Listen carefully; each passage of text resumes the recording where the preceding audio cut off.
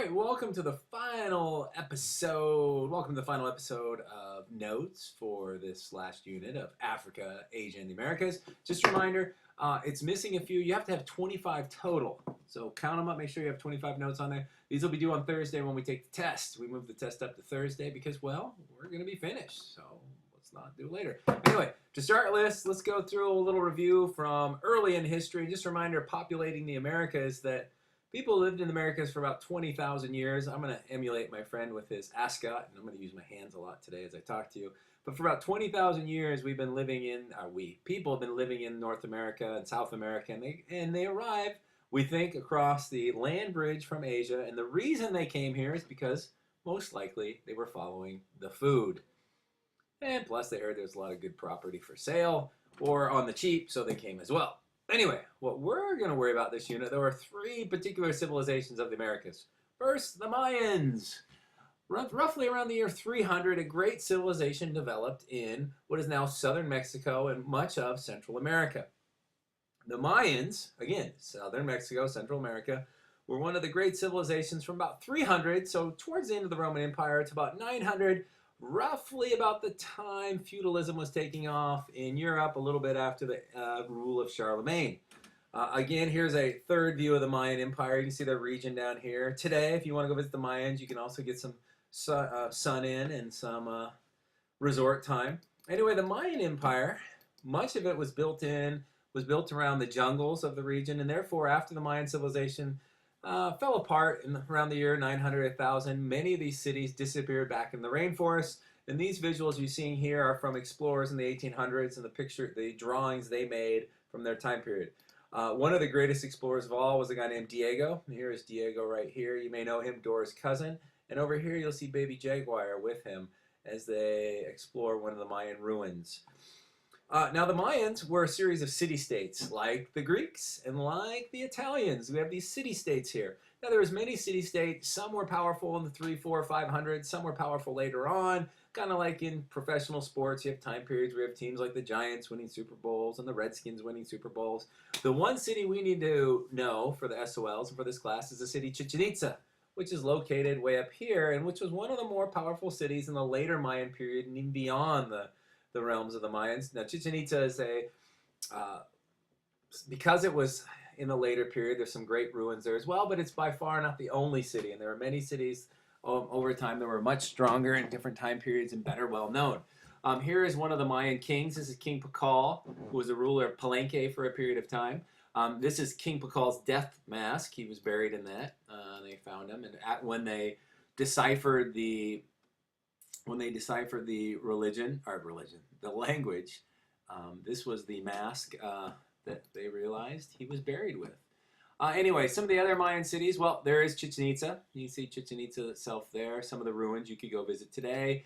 Here's a city in Teotihuacan in Mexico that was a model for many of the Mayan cities. Calakmul in Mexico, you see, has kind of disappeared back into the rainforest itself. Tulum, and I don't even think we need to discuss why it would be worth living there. Can you imagine getting up and going for your morning dive, a little swim? Anyway, the Mayans were traders, but most importantly, they were also farmers. These were agricultural people and trading people. The food of choice in the Mayan world was maize, or as we like to call it, corn.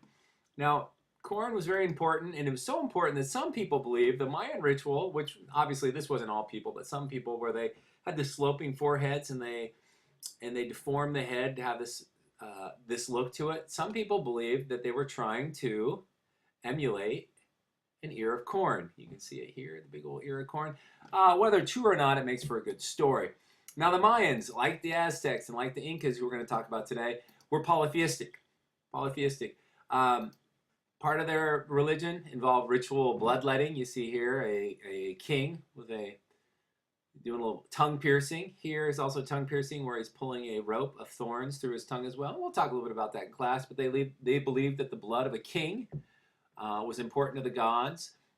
They also included sacrifices and the torturing of captured warriors, prisoners of war. You see these people down here begging for their life. And ooh, what is this down here? Why?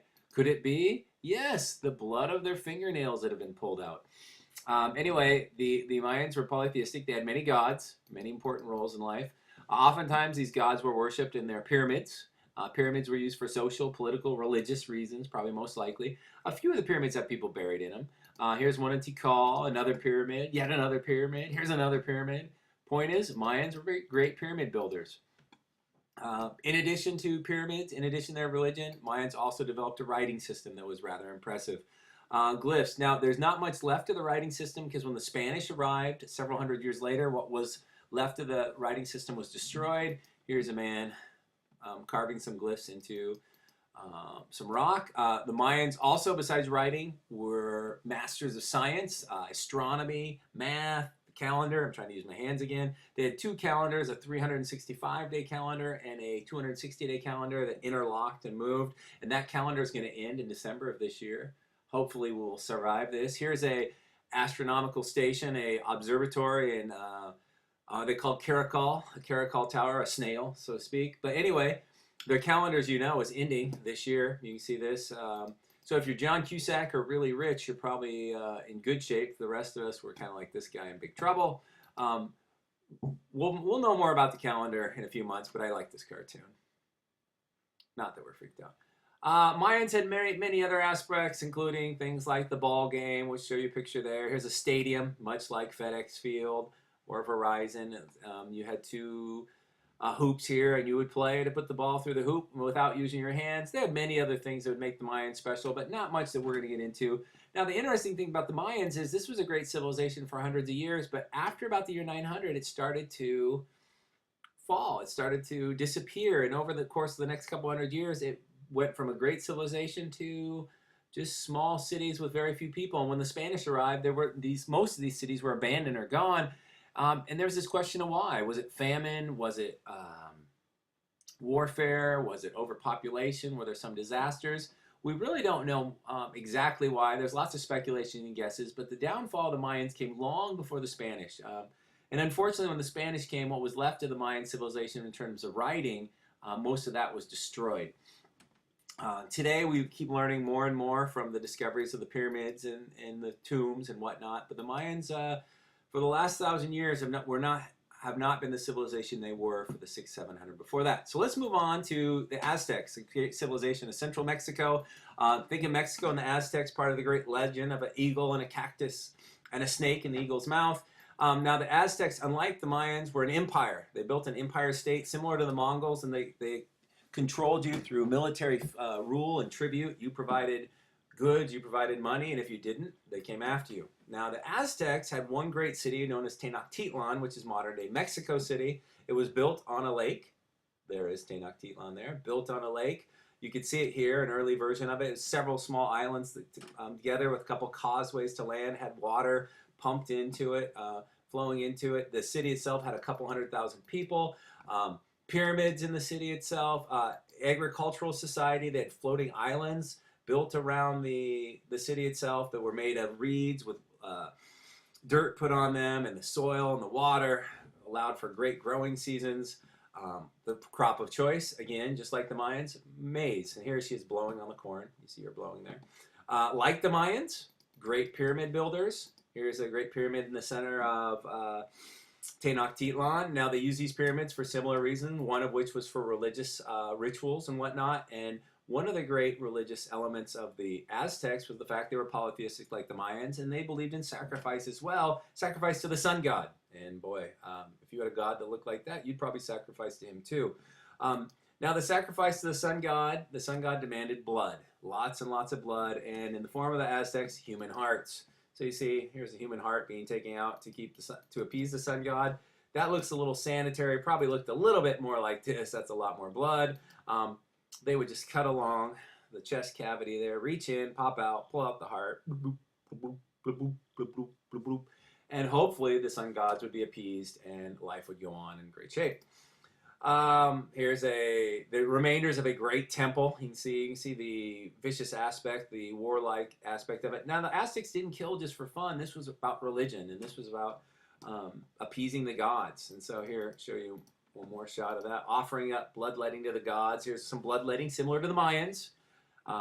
Some weapons the Aztecs used in warfare. Now, weapons, they didn't want to kill their enemies in warfare. It was meant to capture prisoners of war because you needed them for the sacrifices. Like the Mayans, Aztecs had writing. You can see some of the glyphs here that they figured out the names for cities. So, pictograms like we remember from Egypt, even Mesopotamia. Like the Mayans, they had a calendar, they had an understanding of mathematics. You see some similarities there. They're not very far apart. Aztecs in Mexico, Mayans in southern Mexico and Central America. However, one difference is the Aztec civilization was at a peak when the Spanish arrived. And there was various reasons, but one reason for the downfall of the Aztecs was the Spanish. So the last civilization we want to talk about is the Incas. Now the Incas live in South America along the Andes. It's mountains that stretch from the north here all the way down to the southern part. And the Incan civilization is a vast civilization in this region. Now the Incans, well, their capital in Cusco, which you won't really have to remember, but it is an empire. Like the Aztecs, these are empires. Mayas, city-states, Incas, Aztecs, empire, ruled by an emperor, obviously enough. Here he is. This is a picture taken 600 years ago. The Incas had the first cameras, which is rather impressive. Now, the one city of the Incas that you'll have to know is not the capital city of Cusco, but Machu Picchu. And Machu Picchu wasn't so much a city as kind of, they believe, some kind of settlement that was dedicated to the emperor itself. Up in the mountains, and it was a lost city. And the beautiful thing about it is it was never found by the Spanish, so when the ruins of it were rediscovered, so to speak, in the 20th century, they were rather pure. You can see it there. I've been there. It's one of the most magnificent places I've ever been. You can see the terraces here where they farmed. I walked all over here. I took some pictures up there. It was a lot of fun. Now, unlike the Mayans and the Aztecs, the great crop of the Incas was the potato. They had potato soup, potato casserole, potatoes and beans, potatoes with meat, potatoes with llama, boiled potato, mashed potato, all kinds of potato. And it's amazing, the kinds that exist today, but thousands of types of potatoes. They have universities dedicated to potato, not necessarily universities like we think of, but places where they experimented. Like the other empires, polytheistic religions, they had some sacrifices. They found in places mummies like this, people that had been buried high up at elevation of 20,000 feet in that range, so the bodies were well preserved, but not as severe as the Aztecs and Mayans. Now, the Incas were unique, and they had no writing system. So of all the civilizations we talked about, they didn't have writing system, but they had these things called quipus, which were strings where they put knots on them, and these knots were like record-keeping system. Like, we have this many potatoes, this many blue potatoes, this many llamas, this many whatever it may be. They were great builders, and it's amazing because they did not use mortar in their structures. And they were great road builders as well, and terraces. They built terrace farming because, like Axum, we're farming up in the mountains. So you see, this is the stone of 12 angles in the city of Cusco, and you can see all the angles they put this in, and there's no mortar between any of these. This is stones in the bottom of actually a Spanish church today, a Catholic church today, the foundation of what once was an Inca temple. You can see the road system here stretching all the way, and having walked upon Incan roads, they're rather impressive. Suspension bridges to bridge the gaps in the mountains, and then terrace farming. The Incas are living in the mountains. They had to learn to farm, and the best way to make hills farm accessible is to flatten them out, make steps. You see some of these different ones. And like the others, not like the others, like the Aztecs, the downfall would be, among things, the Spanish. The Spanish would arrive, and the Incas would fall.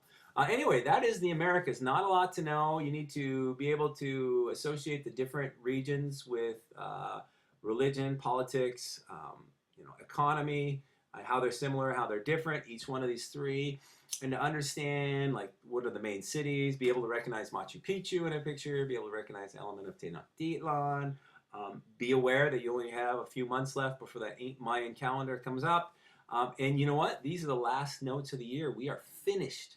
Fine. Done.